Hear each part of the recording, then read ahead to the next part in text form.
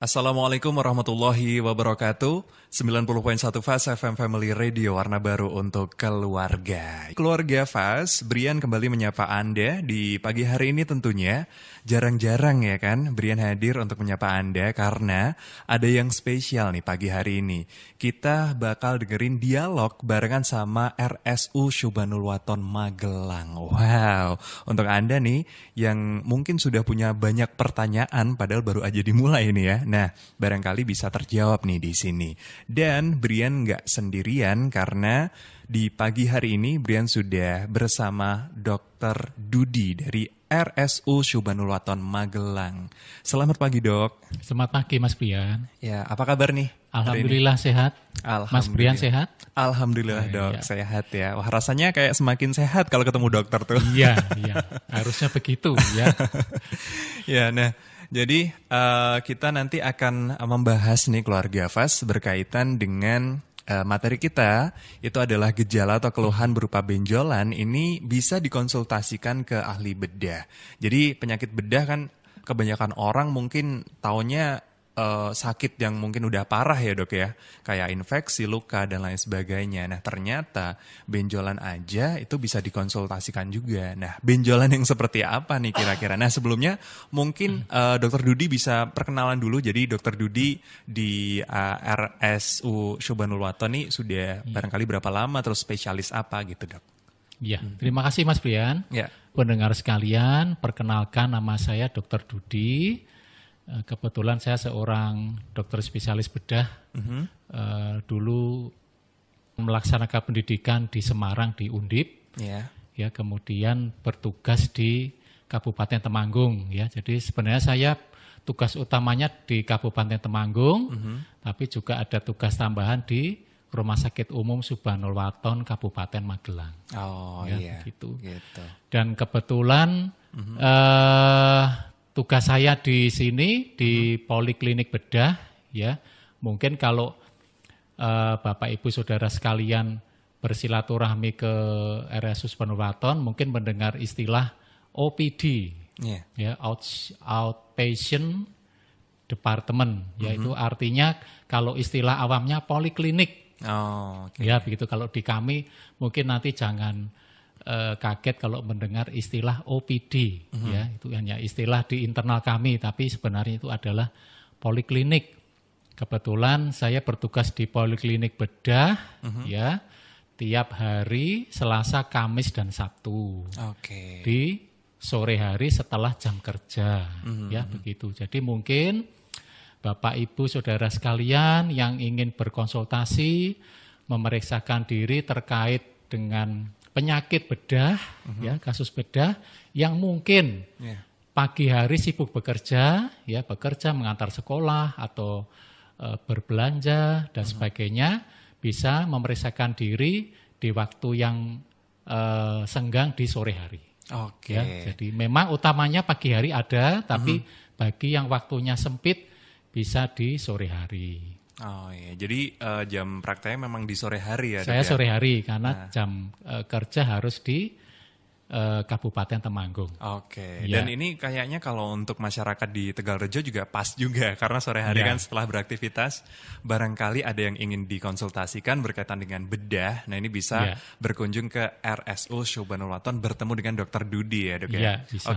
Nah dok, kalau kita ngomongin masalah bedah itu biasanya kan orang-orang udah parno dulu nih kayak wah bedah gitu. Nah tadi di awal kita ngomongin temanya tuh masalah benjolan. Nah sebelum ke situ nih dok, jadi sebenarnya kalau yang berkaitan dengan bedah tuh apa aja sih sebenarnya dok? Ya mungkin karena ini masih sosialisasi awal ya tentang penyakit bedah. Mungkin yang saya sampaikan keluhan yang secara umum dulu di masyarakat. Ya. Mungkin nanti next pertemuan yang berikutnya bisa kita sampaikan per kasusnya yang lebih detail ya bisa kita belajar bersama-sama, tapi ini yang pertama kali keluhan secara umum bahwa masyarakat itu kebanyakan dimanapun, bukan hanya di Magelang, di kota manapun 80% kira-kira itu yang datang ke memeriksakan diri ke dokter bedah itu adalah benjolan. Oke. Ya, begitu. Jarang sekali yang keluhannya yang lain. Ada sih 20% itu keluhannya misalnya nyeri perut, atau ada luka, atau ada bernanah, begitu, atau gangguan kencing misalnya ada. Oh, gitu. Tapi mayoritas 70-80% adalah benjolan.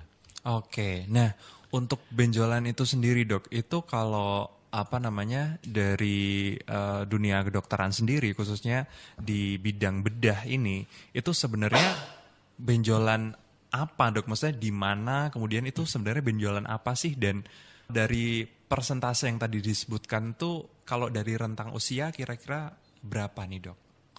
Ya, kalau benjolan, kalau di ilmu bedah itu sebenarnya bisa berarti bermacam-macam. Jadi kalau secara statistik ya atau epidemiologi penyakit itu tidak semua benjolan adalah tumor. Ya, kadang kan persepsi masyarakat, oh benjolan itu adalah tumor kanker, ternyata bukan. Bisa ya, tapi juga banyak benjolan yang sebenarnya isinya hanya misalnya ternyata hanya daging tumbuh biasa yang sangat jinak. Atau semacam kista di kulit. Atau mungkin infeksi ternyata benjol tapi isinya nanah misalnya. Seperti itu. Jadi banyak sekali penyakit-penyakit sederhana yang sebenarnya tidak perlu dikhawatirkan oleh masyarakat. Ternyata gitu. Jadi dari sini kita jadi tahu nih keluarga Vas ya, bahwa ternyata benjolan itu tidak selamanya mengkhawatirkan ya, tetap mungkin mengkhawatirkan, tapi untuk tingkat berbahayanya juga berbeda-beda ya, Dok ya. Tidak selamanya itu adalah tumor ataupun kanker. Sebelum kita bahas lebih jauh lagi nih, barangkali keluarga Vas ada yang siapa tahu baru pertama kali mendengar nih RSU Syubhanul Waton Magelang. Jadi RSU Syubhanul Waton Magelang, atau biasanya orang-orang barangkali lebih mengenal dengan istilah RSU SW kali ya, Dok ya. Nah, itu RSSW. Nah, itu beralamat di Jalan Magelang, Kopeng, kilometer 8 Tegalrejo, Kabupaten Magelang nih keluarga Vas. Untuk Anda barangkali yang melintasi wilayah itu dari arah Kopeng itu ada di kiri jalan. Gitu. Kalau dari arah Kota Magelang ada di kanan jalan, dan di situ terpampang jelas ada tulisannya RSU Syubhanul Waton Magelang. Untuk pembahasan masalah benjolan ini nampaknya menarik ya. Nah, kira-kira kalau dilihat dari segi fisik nih, Dok, secara fisik sendiri, apakah sebenarnya bisa dibedakan nggak sih kalau itu adalah tumor atau kanker atau tidak gitu? Kalau secara fisik bisa nggak dibedakan? Ya, kalau secara fisik sebenarnya kita sebelum fisik itu seperti wawancara ya. Istilahnya kalau di ilmu kedokteran adalah anamnesis. Ya, atau itu sebenarnya wawancara atau interview ya. Jadi kalau gejala ya, istilahnya kalau interview itu kita mendapatkan gejala. Kalau gejalanya atau keluhannya itu nyeri atau demam ya, itu biasanya lebih ke arah infeksi. Ya, atau ada istilah lain kalau di masyarakat itu radang. Ya, begitu. Tapi kalau tidak ada gejala itu atau minimal tapi ada benjolan yang semakin membesar ya, itu lebih ke arah tumor. Ya. Kemudian kalau ditambah lagi dengan misalnya semakin besar dengan cepat, kemudian keadaan umum pasien semakin menurun, misalnya semakin pucat, makin kurus, nafsu makan menurun, nah itu lebih ke arah kanker. Ya begitu. Tapi sekali lagi saya sampaikan ke masyarakat, tidak perlu takut ya untuk memeriksakan diri. Karena di era sekarang ya, dari bukan hanya Rumah Sakit Syubhanul Waton, memang paradigma dari Kementerian Kesehatan itu adalah ke depan lebih baik lebih dini atau lebih baik mencegah ya segala sesuatunya. Jadi jangan sampai datang memeriksakan diri ke tenaga medis dalam kondisi yang sudah terlambat. Misalnya ada benjolan kecil pun yang kira-kira mengkhawatirkan, mengganggu ya kegiatan sehari-hari, mending segera diperiksakan. Jadi jangan menunggu sudah besar, ternyata sudah terlanjur menjadi kanker atau tumor ganas, yaitu sudah setengahnya terlambat. ya tetap kita bisa menangani di Rumah Sakit Subhanul Waton. Saya kira untuk masalah benjolan juga tidak kalah dengan rumah sakit di sekitarnya, nggih. Jadi tidak perlu jauh-jauh kemana, tapi ke rumah sakit kami juga bisa menangani. Ya, misalnya kanker pun kami bisa, ya. Tapi tetap nanti harus melalui prosedur yang telah ditentukan. Beberapa tahapan yang sesuai lah gitu ya, Dok ya. Seperti itu keluarga FAS, ini semakin menarik ya pembahasan kita, dan saya juga yakin nih keluarga FAS mungkin juga semakin penasaran, tapi ditahan dulu rasa penasarannya karena kita nanti akan istirahat dulu dan bakal kembali lagi tentunya di dialog interaktif bersama RSU Subhanul Waton Magelang. Tetap stay tune di 90.1 FAS FM Family Radio. Keluarga FAS masih barengan sama Brian dan juga Dr. Dudi dari RSSW atau RSU Subhanul Waton Magelang yang masih menemani kita ya di obrolan dialog interaktif bersama RSU Subhanul Waton Magelang. Nah, tadi kita udah seru banget nih bahas mengenai masalah bedah ya, kaitannya dengan benjolan. Nah, karena benjolan ini ternyata ya sebenarnya tidak melulu berbahaya, tapi tadi juga sudah disampaikan oleh Dr. Dudi bahwa memang yang terbaik adalah pencegahan ya, Dok ya.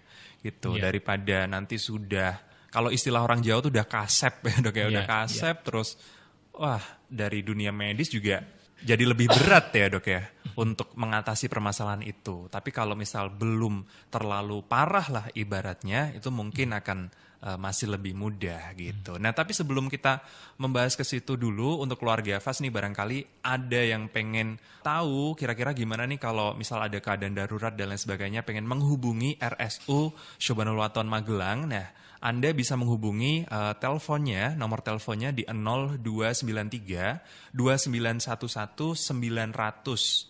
Sekali lagi di 0293 2911 900. Nah, tapi kalau Anda mungkin biasanya pakai WA nih. Nah, bisa juga WA di 0821 3324 3001. Sekali lagi ya, untuk WA-nya di 0821 3324 3001. Nah, jadi untuk Anda nggak perlu khawatir. Jadi bisa juga kalau misal pengen tahu cari informasi mungkin berkaitan dengan jam kunjungan, mungkin berkaitan juga dengan dokter yang praktik pada hari itu, bisa melalui nomor yang tadi sudah saya sebutkan. Nah, untuk jam kunjungan sendiri kalau ada yang tanya nih, di RSU Subhanul Waton itu pada pukul 11 sampai 13 waktu Indonesia Barat dan 18 sampai 20 waktu Indonesia Barat gitu. Jadi untuk Anda yang barangkali ada saudaranya, keluarga yang mau dijenguk di situ, nah bisa berkunjung di jam yang tadi sudah saya sebutkan. Sekarang kita lanjut lagi nih, Dok ya, membahas mengenai benjolan tadi. Nah, tadi dokter bilang kalau lebih baik mencegah nih, jadi nggak masalah kalau mau dikonsultasikan, barangkali ada benjolan yang memang mencurigakan atau mengkhawatirkan, bahkan mungkin ada beberapa gejala yang dirasakan. Nah, kalau misalnya hanya sekedar untuk konsultasi, sebenarnya boleh nggak sih, Dok, sebelum mungkin benjolan itu nampak parah gitu, jadi kita pengen konsultasi aja sih nih ke poli gitu sama Dokter Dudi misalnya. Ya, keluarga FAS yang saya hormati, sebenarnya kalau kembali ke tadi ya, paradigma Kementerian Kesehatan lebih baik mencegah daripada mengobati, itu sebenarnya ada dua persepsi, ya.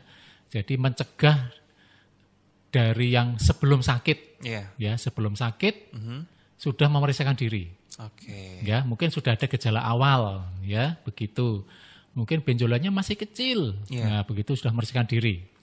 Atau persepsi yang kedua adalah sudah muncul gejala yang nyata, misalnya memang muncul benjolan, mungkin sudah sebesar telur ayam misalnya begitu. Nah, ini pencegahannya artinya memang pasien itu sudah sakit, tapi mencegah supaya tidak berlanjut menjadi benjolan yang ke arah lebih parah, misalnya tumor ganas atau kanker. Ya, jadi perlu keluarga FAS ketahui bahwa kalau menyebut kanker tidak perlu pakai istilah ganas, yaitu di masyarakat banyak yang masih keliru. Ya, jadi kanker pasti ganas.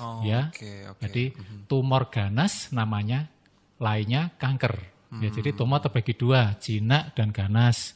Ya, kalau yang ganas nama lainnya sinonimnya adalah kanker. Ya. Kemudian kalau kita bicara benjolan, memeriksakan diri ke dokter bedah, misalnya di RSSW, tidak perlu khawatir akan dioperasi. Ya, minimal memeriksakan diri dulu. Ya, nanti masalah operasi atau tidak nanti bisa kita bicarakan sesuai dengan indikasi medis. Ya, kalau saya pribadi, saya kira ahli bedah lain sama ya. Jadi tidak semua benjolan dioperasi. Ya, mungkin benjolan yang masih sangat kecil dengan gejala yang masih minimal itu biasanya kita obati dulu. Ya, jangan istilahnya apa, ujuk-ujuk takut di depan dioperasi itu tidak ya. Monggo kita nanti tetap sesuai kaidah keilmuan yang berlaku ya. Kemudian di masyarakat itu juga ada persepsi yang tidak tepat ya, yaitu kalau benjolan atau tumor dioperasi itu nanti justru malah makin berkembang ya. Malah bertambah besar, malah menjadi menyebar sel tumornya, yaitu persepsi yang kurang tepat. Ya, justru kalau tidak ditangani dengan baik malah semakin lebih parah. Ya, mungkin kalau kami boleh menjelaskan, tumor yang dioperasi kemudian semakin berkembang, bisa saja memang tumor itu harus mendapatkan terapi lanjutan. Ya, Mas Brian ya. Contohnya gini. Tumor payudara ya, kemudian diperiksakan di suatu rumah sakit, kemudian sudah dioperasi, kemudian hasil laboratoriumnya ternyata ganas ya. Kan setelah itu harus dilakukan terapi lanjutan ya. Salah satunya misalnya pengangkatan payudara yang bersangkutan dan dilanjutkan dengan kemoterapi ya. Saya kira kemoterapi sekarang di beberapa kota kabupaten sudah banyak ya. Kalau dahulu hanya di kota besar sekarang di kabupaten pun sudah cukup banyak ya kemoterapi. Lah mungkin pasien yang kambuh lagi atau yang katanya kalau tumor itu dioperasi malah semakin berkembang itu sepertinya kasus seperti contoh tadi, pasien tidak melanjutkan ke terapi berikutnya. Ya, hanya menjalankan operasi yang tahap pertama hanya biopsi, tapi setelah itu mungkin pasien itu justru berobat ke tempat yang tidak tepat, misalnya ke pengobatan alternatif dan sebagainya, sehingga yang sel-sel tumor yang masih ada di tubuh pasien itu tidak diterapi secara tuntas, secara medis. Jadi tumbuh kembali, berkembang kembali dan bisa menyebar. Dan seolah-olah ya operasi yang pertama itu yang menyebabkan tumornya menjadi begitu ya, gitu Mas Brian ya. Jadi banyak persepsi yang perlu diluruskan di masyarakat ya, begitu. Jadi seperti apa tadi yang sudah disampaikan oleh Dr. Dudi ini, ternyata memang banyak persepsi yang mungkin malah justru itu udah jadi semacam kayak sesuatu yang sudah percaya sekali oleh masyarakat ya. Jadi memang harus diluruskan dan yang namanya kesehatan dan juga dunia medis memang sesuatu yang harus dilakukan sesuai prosedur ya Dok ya. Artinya ketika memang ada langkah-langkah yang harus dilakukan ya sebisa mungkin memang dilakukan hingga tuntas ya Dok ya. Nah, saya ada masukan lagi nih penting. Ya boleh Dok. Ya, jadi pengalaman kami di lapangan sekarang sudah ada istilahnya UHC itu ya, Universal Health Care ya. Dalam hal ini adalah kalau di Indonesia BPJS atau JKN ya. Saya kira dengan adanya asuransi nasional ini masyarakat sudah tidak perlu lagi khawatir terkait dengan biaya. Ya, kalau zaman dahulu mungkin mau memeriksakan diri, apalagi periksa ke dokter bedah, mungkin pikirannya sudah macam-macam. Biaya ini itu, tapi sekarang dengan adanya asuransi ini satu aspek sudah bisa di skip ya, sekarang tinggal mikir aspek lain. Tapi yang tidak kalah penting adalah sekarang ternyata tidak semua pasien punya BPJS. Tapi kalau saran saya adalah kesehatan adalah nomor satu. Iya, betul. Ya, bukan uang, kesehatan nomor satu. Jikalau nanti keluarga FAS atau tetangganya, temannya, saudaranya ada yang misalnya menderita benjolan, dan memang harus segera diperiksakan, dikonsultasikan, dan ternyata belum punya BPJS. Kalau memang itu harus segera diperiksakan, monggo. Saya kira ke rumah sakit kami di Subang menggunakan biaya umum, saya kira tidak masalah. Ya, karena tetap kesehatan nomor satu. Iya, betul. Silakan nanti tetap on the way mengurus BPJS. Tapi kalau sekiranya dalam perjalanan menunggu BPJS itu jadi bisa berlaku. Tapi kalau penyakitnya itu memang harus segera diperiksakan, saya kira di awal menggunakan biaya umum tidak masalah. Ya, nanti setelah BPJS-nya aktif, silakan digunakan. Ya, jadi ini juga seiring sejalan dengan aspek pencegahan tadi. Ya, jangan menunggu semuanya terlambat hanya karena menunggu BPJS. Ya, jadi gitu. Terima kasih Dok sudah diingatkan juga karena ini menjadi hal yang penting di masyarakat ya Dok ya. Apalagi sekarang pemerintah sudah menyediakan BPJS dan itu kalau menurut saya pribadi sih juga sangat membantu sekali karena memang ibaratnya kita tuh satu Indonesia tuh saling gotong royong kan dengan menggunakan BPJS itu. Nah, dan untuk Anda nih keluarga FAS barangkali keluarganya belum mengaktifkan BPJS atau belum mempunyai BPJS, kalau saran saya sih juga alangkah baiknya kalau segera bisa menggunakan atau mengaktifkan BPJS itu agar bisa dimanfaatkan di kemudian hari ya. Kita mintanya sih sehat ya Dok ya.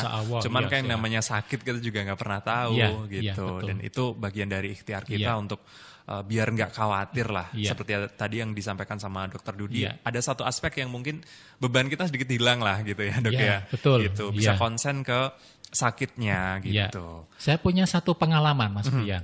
Ya, gimana Dok? Di rumah sakit juga. Jadi kebetulan pasiennya menderita tumor payudara, ya, belum punya BPJS. Kemudian saya berdiskusi dengan pasien dan keluarga bahwa ini jangan menunggu lama karena tumor ini semakin berkembang, ya, begitu. Apalagi ini potensial menjadi kanker, harus segera dioperasi, harus segera diangkat, ya. Begitu, tidak bisa menunggu terlalu lama, menunggu menyebar. Nanti keburu stadium lanjut. Pak, ya, mumpung masih stadium dini kita operasi, kita angkat dulu tumornya. Pakai biaya umum tidak masalah. Saya memberi edukasi begitu. Nanti dalam perjalanannya ini pasien dan keluarga mengurus BPJS. Nah, nanti tahap terapi berikutnya misalnya harus dilakukan kemoterapi atau penyinaran radiasi, ya mungkin pernah mendengar ya, yang seperti itu silakan menggunakan BPJS pas setelah sudah jadi, sudah aktif. Jadi memang kadang-kadang kita harus bisa membagi strategi seperti itu ya Mas Brian ya. Prioritas ya. Iya, betul, prioritas. Sepertinya sumber tumor ini dan akarnya harus diangkat dulu. Makanya saya kira kesehatan nomor satu itu yang lebih diprioritaskan dengan biaya umum yang saya kira juga istilahnya sebenarnya tidak seberapa dibanding taruhan kesehatan kita sebenarnya. Tapi toh nanti kan kita tetap bisa menggunakan BPJS untuk tahap terapi berikutnya. Ya begitu. Ya semoga nanti bisa dimanfaatkan oleh keluarga FAS ya.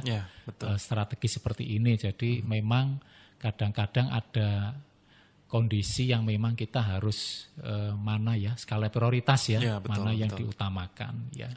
Yes, jadi seperti itu tuh keluarga FAS kalau misal memang karena kalau mungkin dokter sendiri sudah di dunia kesehatan ya dan di rumah sakit nampaknya juga masih banyak masyarakat yang belum mengaktifkan BPJS ya kayaknya Dok ya.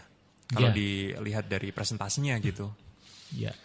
Nah, jadi masalah BPJS sendiri ini kalau kita ngebahas BPJS kaitannya dengan RSU Subhanwaton Magelang juga karena dari tadi Dokter Dudi juga sudah bahas BPJS, tentunya di RSSW juga udah bisa melayani BPJS juga ya Dok? Sudah ya, kita tidak. Untuk pelayanan bedah saya kira mulai dari konsultasi, pemeriksaan sampai operasi, bahkan sampai memberikan rujukan, ya itu kita bisa menggunakan BPJS semua. Oke, jadi tenang aja untuk keluarga FAS ya, karena RSU Subhanul Waton juga sudah bekerja sama tentunya dengan Badan Penyelenggara Jaminan Sosial atau BPJS Kesehatan gitu. Jadi untuk keluarga FAS terutama yang ada di wilayah Tegalrejo, karena ini wilayahnya sangat dekat sekali ya, karena RSU Subhanul Waton ini kan dekat dengan wilayah di Tegalrejo, sehingga untuk masyarakat yang ada di Tegalrejo barangkali bisa tidak perlu khawatir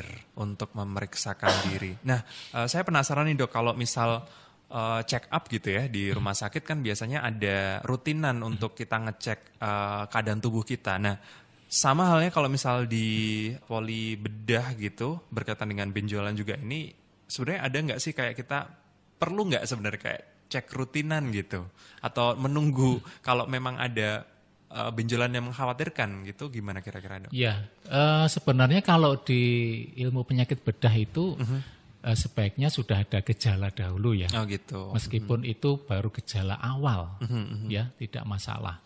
Tapi kalau masih dalam kondisi sehat pun, ya tapi punya resiko, faktor resiko. Misalnya kalau misalnya nih saya ambil contoh yang sekarang cukup banyak ya. Di Indonesia ini bukan hanya di Magelang ya, tumor payudara memang nggak ada gejala, tapi punya faktor resiko. Ya, misalnya ternyata di masa lalu tidak pernah menyusui anaknya, contohnya begitu, atau menikah dini, atau punya riwayat keluarga yang sakit tumor payudara maupun kandungan. Nah, nggak masalah, akan berkonsultasi dahulu. Ya, lah nanti sekiranya kalau dari pihak kami mencurigai sesuatu, nanti bisa dilakukan pemeriksaan lebih lanjut. Ya, lah itu tetap kembali lagi itu sesuai dengan paradigma bahwa mencegah lebih baik daripada mengobati. Ya, jadi begitu, memang selalu ditekankan oleh Dokter Dudi bahwa memang pencegahan, dan saya kira sih mungkin nggak cuma Dokter Dudi ya, memang pencegahan itu yang paling penting ya dok, supaya ya tidak terjadi sesuatu yang memang parah gitu. Jadi ketika gejala sekecil apapun yang dirasakan, alangkah baiknya kalau dikonsultasikan ya dok ya. Dikonsultasikan ya, saya kira lebih dini. Nanti kalau di ilmu penyakit bedah itu nanti teorinya adalah lebih dini, nanti juga penanganannya lebih cepat, tingkat kesembuhannya juga lebih tinggi daripada yang sudah terlambat. Dan ya, kalau menurut saya sih juga mungkin setiap sakit yang dikonsultasikan, treatment atau solusi yang ada juga berbeda-beda ya dok ya, sehingga bisa menganalisisnya juga mungkin bisa jadi lebih akurat juga barangkali. Betul ya.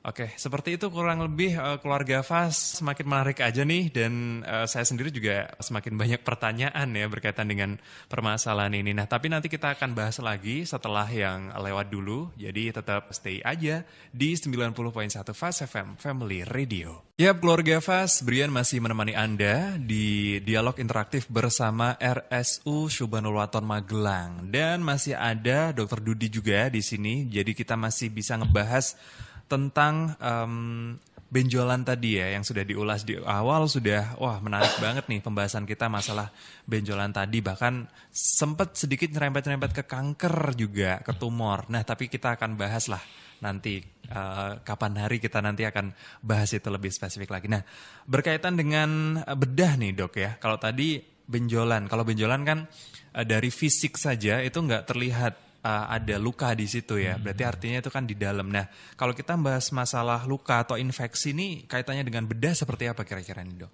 Ya, keluarga FAS, untuk sesi yang terakhir kita membahas penyakit bedah yang bukan benjolan, ya, jadi lebih ke arah infeksi. Ya, meskipun wujud infeksi kalau di penyakit bedah itu bisa berupa benjolan, ya, karena di dalamnya ada jaringan yang meradang atau nanah, atau bisa berubah justru luka, ya, cekungan begitu ya. Kalau kami itu mengistilahkan ulkus, ya, jadi semacam luka. Itu semua juga termasuk penyakit bedah. Oke. Ya, dan itu cukup banyak di masyarakat ya. Luka-luka seperti ini sebenarnya kalau keluarga FAS ingin lebih tahu, tidak selalu diakibatkan karena kencing manis atau diabetes.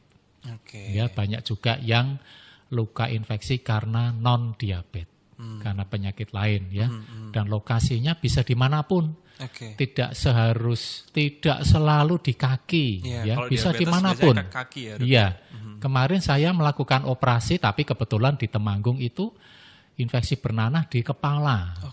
Ya, jadi di lokasi tubuh manapun bisa. Dan infeksi ini kalau di ilmu bedah bisa di luar, seperti tadi saya sampaikan, ya luka di kulit, ya itu yang kelihatan dengan penglihatan mata, atau luka dalam. Contohnya apa sih yang cukup sering dikeluhkan masyarakat? Misalnya sakit perut karena infeksi usus buntu. Nah, ini sebenarnya juga infeksi. Usus buntu tuh infeksi. Infeksi ya, sebenarnya cuma lokasinya di organ dalam, yaitu di usus buntu. Ya, jadi sebenarnya infeksi bisa dimanapun. Ya, tidak terbatas hanya di satu tempat, misalnya kaki, tidak, ya dimanapun bisa. Nah, kalau tadi menarik sekali nih, mungkin juga jadi edukasi yang cukup menarik dan baru saya rasa kalau infeksi itu memang bisa di luar dan bisa di dalam juga. Kalau di luar kan mungkin kelihatan jelas ya dok ya. Kalau di dalam itu yang kadang kita ngerasain cuma mungkin wah sakit perut aja nih, mungkin kerasa nyeri di bagian apa nih. Ternyata ada infeksi di dalamnya. Nah kira-kira untuk penanganannya sendiri untuk infeksi yang di luar dan di dalam tuh kira-kira gimana berkaitan dengan dunia bedah nih dok? Apa kalau yang di luar nggak perlu dibedah karena sudah di luar posisinya atau gimana nih dok? Ya, kembali ke materi di sesi sebelumnya ya.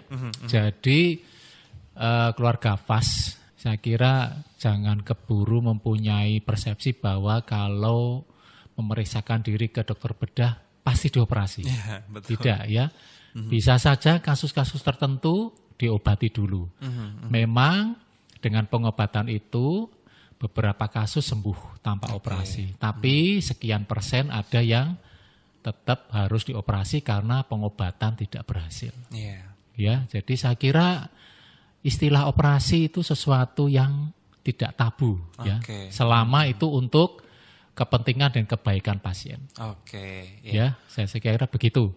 Jadi jangan takut dahulu, ya, mendengar kata-kata bedah atau operasi, ya. Jadi untuk infeksi saya kira prinsipnya sama dengan pola pikir terhadap benjolan, ya.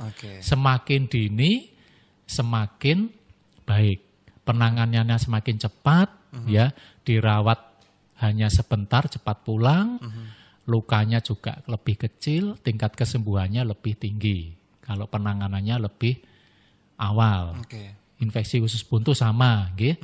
Kalau penanganannya lebih cepat, misalnya nyeri perut kanan bawah, segera diperiksakan ke poli bedah RSSW, atau kalau nyeri sekali segera ke IGD, ya, 24 jam, ya, tidak ada waktu yang khusus, 24 jam siap, ya, itu nanti kalau memang lebih dini dioperasi, outcome-nya atau hasilnya keluarannya lebih baik daripada harus menunggu beberapa lama, nanti usus buntunya keburu bernanah, pecah, ya, tetap bisa kami tangani di SW tidak masalah, tapi tetap hasilnya akan berbeda apabila penanganannya lebih cepat. Lebih cepat artinya bukan dari pihak rumah sakit, tapi dari pihak pasien, ya, memeriksakan diri lebih cepat, ya, datang lebih awal. Kalau kami sih dari rumah sakit sudah punya komitmen pasti menangani seprofesional mungkin, ya, tinggal pasien itu datang memeriksakannya sudah secara dini atau belum. Ya. Ini juga sebenarnya dibutuhkan juga kesadaran diri keluarga FAS ya dok ya. Jadi kita harus sadar dengan kondisi tubuh kita. Jadi misalkan ada keluhan yang dirasa memang kok sudah berhari-hari, tidak sembuh rasa sakitnya dan mungkin kok malah semakin parah. Nah, sebelum itu sih kalau bisa, kalau sudah terasa sakit mungkin bisa dikonsultasikan. Karena yang namanya sakit yang ada di dalam kita juga nggak ngerti juga ya dok. Iya, Gitu. Bahkan betul. dokter pun saya yakin juga kan pasti harus menganalisis lebih lanjut juga kan dok. Iya. Apa yang terjadi di dalam. Apalagi kita sebagai orang awam nih keluarga FAS. Jadi lebih baik kalau memang dikonsultasikan kepada orang yang tepat gitu. Iya, betul. Jadi kalau di masyarakat di lapangan itu kadang kita maklum kalau pasien dan keluarga itu masih takut ke rumah sakit. Kadang muncul gejala tapi masih berobat dulu. Oke. Ya, atau monggo mau ada yang kemudian beli obat sendiri di apotek. Itu silakan. Kita memang tidak bisa memaksakan diri ya. Karena itu sudah budaya masyarakat. Tapi pesan saya misalnya harus melakukan itu pun pesan kami juga jangan terlalu lama. Kalau memang dengan pengobatan yang dilakukan sendiri tidak membaik, segera diperiksakan ke rumah sakit kami misalnya begitu. Jadi jangan ditunggu terlalu lama, nanti keburu terlambat. Iya, Ya, betul begitu. sekali. Jadi kalau kasus infeksi ini saya kira tingkat keterlambatannya juga jangan disepelekan ya. Saya kira juga bisa cukup serius dibandingkan dengan kanker misalnya. Saya kira juga semua dua-duanya itu sama pentingnya. Ya, infeksi kalau sudah parah itu juga nanti resikonya juga sebesar kalau penyakit kanker. Ya, sama beratnya ya. Nah, kalau kita tadi membicarakan masalah infeksi dan ternyata usus buntu tuh bagian dari infeksi dalam ya dok ya.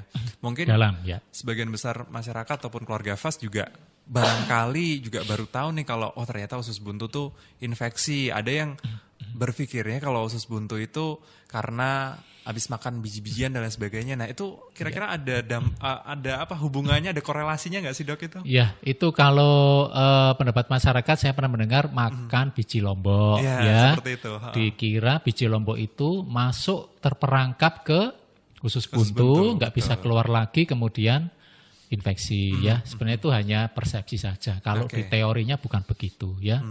Memang ada teori tersendiri yang menyebabkan infeksi usus buntu. Ya begitu. Tapi saya kira intinya pola makan yang sehat sajalah. Ya, itu bisa mencegah banyak penyakit.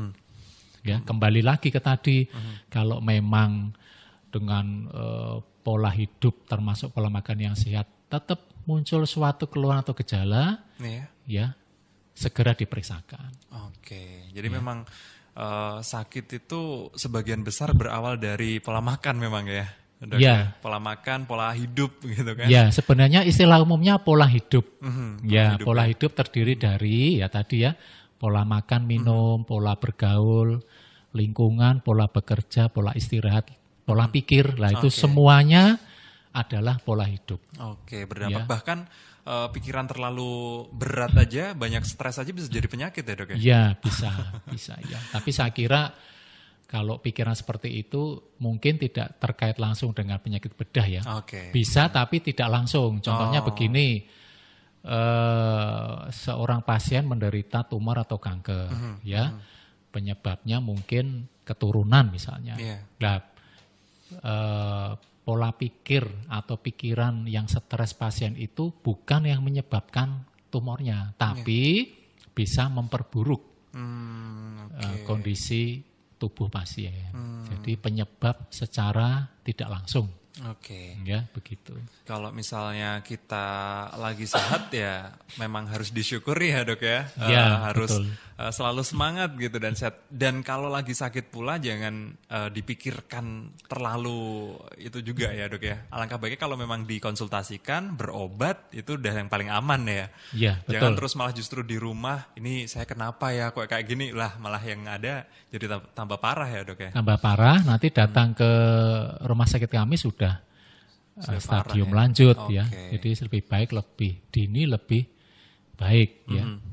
Dan ini mungkin saya juga sedikit kembali lagi ke belakang tadi ya, bahwa tidak semua luka infeksi ini atau benjolan ini tuh ditangani dengan cara operasi atau bedah ya dok ya. Tergantung dari memang bagaimana mungkin tingkat keparahannya dan lain sebagainya Iya, gitu ya dok betul. ya, dianalisis terlebih dahulu. Karena saya sendiri sebagai orang awam tuh kalau dengar istilah operasi atau bedah aja kayak udah takut gitu, kayak Iya, wah ke iya. rumah sakit kok berkaitan sama yang namanya bedah atau operasi itu udah kayak wah bayangannya kemana-mana.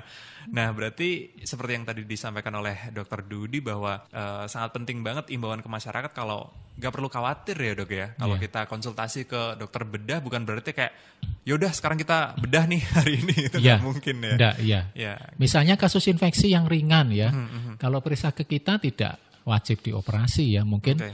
lukanya cukup dirawat, Mhm. ya dibersihkan, diberi obat antibiotik anti nyeri sudah cukup. Oke. Nanti kontrol kembali. Dan bahkan di rumah sakit kami itu sekarang juga melayani pelayanan home care ya. Jadi dari pihak rumah sakit bisa mendatangi ke tempat tinggal pasien yang sekiranya mengalami kesulitan untuk memeriksakan diri secara fisik datang ke rumah sakit. Ya, dan Oke. kalau boleh saya menambahkan tadi Mas Brian mengatakan istilahnya rumah sakit Subronowaton Iya.